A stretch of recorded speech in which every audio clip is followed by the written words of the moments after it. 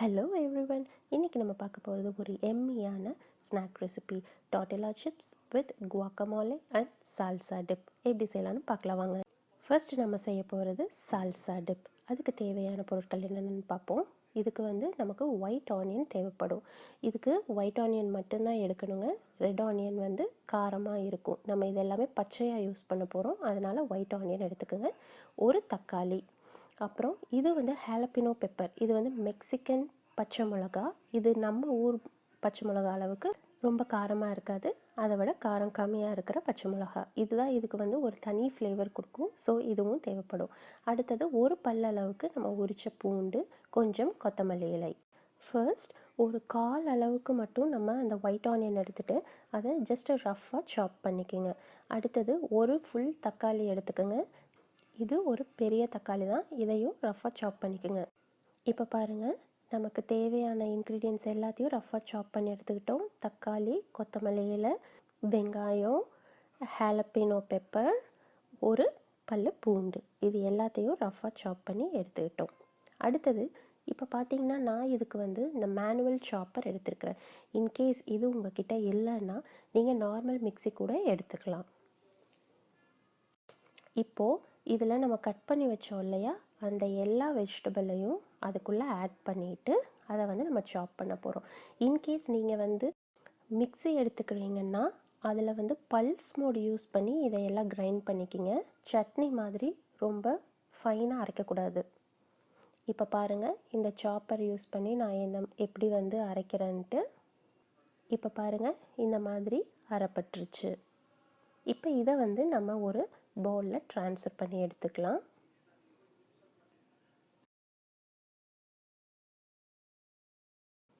இப்போ இதில் நம்ம ஒரு 1/4 டீஸ்பூன் அளவுக்கு பெப்பர் ஆட் பண்ணிக்கலாம். அதாவது குருமிளகு பொடி, அதையும் கொஞ்சம் ஆட் பண்ணிக்கலாம். இது உங்கள் காரத்துக்கு ஏற்ற அளவுக்கு நீங்கள் அட்ஜஸ்ட் பண்ணிக்கலாம்.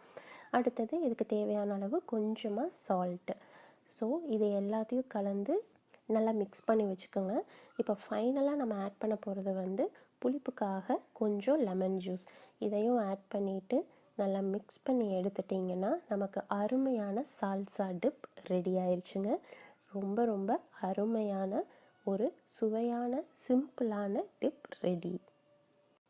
இப்போ நம்ம அடுத்தது பார்க்க போகிறது குவாக்கமாலே டிப். இதை எப்படி செய்யலான்னு பார்க்கலாம் வாங்க. இதுக்கு நமக்கு தேவையான இன்க்ரீடியன்ட்ஸ் என்னென்னா அவகேடோ. இதை நம்ம அவகேடோ யூஸ் பண்ணி தான் இந்த டிப் செய்ய போகிறோம். அடுத்தது ஹாலப்பினோ பெப்பர், நம்ம சால்சாக்கு எடுத்தோம் இல்லையா, சேம் ஹாலப்பினோ பெப்பர். அடுத்தது ஒயிட் ஆனியன், இது ஒரு பாதி அளவுக்கு நமக்கு தேவைப்படும். அடுத்தது ஒரு மீடியம் சைஸ் தக்காளி. இது எல்லாத்தையும் நம்ம பொடி பொடியாக நறுக்கி வச்சுக்கலாம். இன்றைக்கி நான் 3 அவகேடோ எடுத்திருக்கேன். இது பாருங்கள், நல்லா பழுத்தது கருப்பாக இருக்குது பார்த்தீங்களா அந்த தோல். இந்த மாதிரி இருக்கிற அவகேடோ தான் நம்ம சூஸ் பண்ணி எடுத்துக்கணும். இப்போ இதை நான் ஒரு பவுலில் நல்லா ஸ்கூப் பண்ணி எடுத்துக்க போகிறேன். அந்த சீடெல்லாம் எடுத்துகிட்டு உள்ளே இருக்கிற பல்ப்பை மட்டும் நல்லா ஸ்கூப் பண்ணி எடுத்து நம்ம ஒரு பவுலில் ட்ரான்ஸ்ஃபர் பண்ணி எடுத்துக்கலாம். இப்போ இந்த அவகேடோவை நல்லா ஒரு ஸ்பூன் வச்சு மேஷ் பண்ணி எடுத்துக்கோங்க. இப்போ பாருங்கள், இது எந்த அளவுக்கு நல்லா மேஷ் ஆகிருக்குன்ட்டு. இந்த அளவுக்கு நல்லா மசிச்சு எடுத்துக்கணும். அடுத்தது இது கூட நம்ம எல்லா இன்க்ரீடியன்ட்ஸையும் ஆட் பண்ண போகிறோம். First jalapeno peppers. இது உங்கள் காரத்துக்கு ஏற்ற அளவுக்கு அட்ஜஸ்ட் பண்ணிக்கலாம். அடுத்தது குட்டி குட்டியாக கட் பண்ண அந்த ஒயிட் ஆனியன், அதே மாதிரி பொடியாக நறுக்குன தக்காளி. இப்போ இது கூட நமக்கு தேவையான அளவு பெப்பர் பவுடர் இதில் ஆட் பண்ணிக்கலாம். அடுத்தது இதுக்கு கொஞ்சம் சால்ட், இந்த ரெண்டும் ஆட் பண்ணிவிட்டு கொஞ்சம் புளிப்புக்காக லெமன் ஜூஸ். இதுக்கு நான் இன்றைக்கி ஒரு ஹாஃப் லெமன் எடுத்திருக்கேன். அந்த ஹாஃப் லெமனும் ஃபுல்லாக ஸ்க்வீஸ் பண்ணி எடுத்துக்கலாம். இப்போ இது எல்லாமே பச்சையான இன்க்ரீடியன்ட் தாங்க.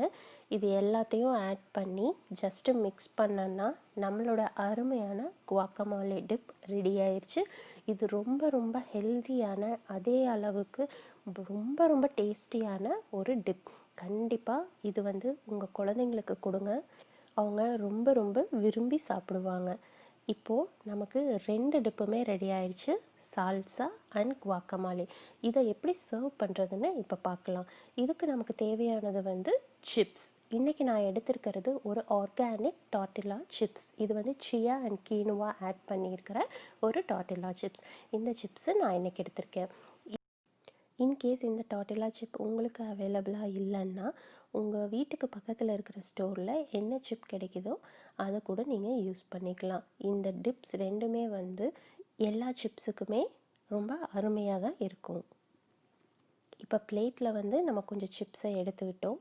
இப்போது ஒரு சின்ன பவுல் ஒன்று எடுத்துகிட்டு அதில் ஃபர்ஸ்ட்டு வந்து நம்ம குவாக்கமாலே டிப்பை கொஞ்சம் ஆட் பண்ணி வச்சுக்கோங்க, ஒரு சைடில் வச்சுக்கோங்க. அதே மாதிரி ஒரு பவுல் எடுத்து நெக்ஸ்ட்டு டிப், அதாவது சால்சா, அதையும் ஆட் பண்ணிவிட்டு அதையும் நம்ம ஒரு சைடில் வச்சிடலாம். இப்போது இந்த சிப்ஸில் இந்த டிப்பில் நீங்கள் ரெண்டையும் தனித்தனியாகவும் எடுத்து சாப்பிட்லாம், இல்லை கம்பைன் பண்ணியும் சாப்பிட்லாம். எப்படி சாப்பிட்டாலும் ரொம்ப ரொம்ப டேஸ்டியாக இருக்குங்க.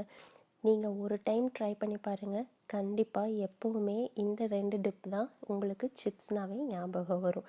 ஸோ இந்த அருமையான ஒரு மெக்சிகன் ஸ்நாக் ரெசிபி பார்த்துருக்கீங்க. கண்டிப்பாக நீங்களும் இந்த 2 டிப்பை செஞ்சு கொஞ்சம் சிப்ஸ் கூட வச்சு ஈவினிங் ஸ்நாக்கை உங்கள் ஃபேமிலி மெம்பர்ஸ் கூட என்ஜாய் பண்ணுங்கள். தேங்க்ஸ் ஃபார் வாட்சிங் திஸ் வீடியோ.